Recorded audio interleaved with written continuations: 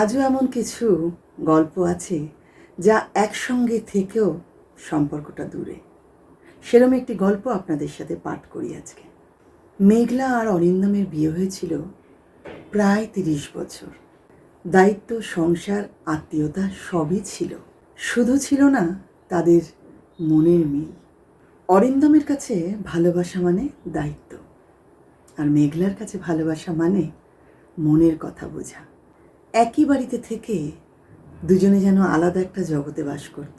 মেঘলা অনেক দিন চেষ্টা করেছিল, তারপর একদিন চুপ করে গেল।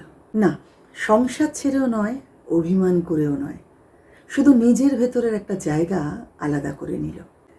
অরিন্দম তার স্বামী, তার জীবনের একটি অংশ, কিন্তু পুরো পৃথিবী তো নয়। মেঘলা সংসার করলো, হাসলো, দায়িত্ব নিল, কিন্তু বেঁচে থাকাটার কারোর হাতে তুলে দিল না। কারণ কিছু সম্পর্ক তো ভাঙে না, শুধু মানুষ দুটো নিজের নিজের পৃথিবীতে বেঁচে থাকতে শিখে যায়।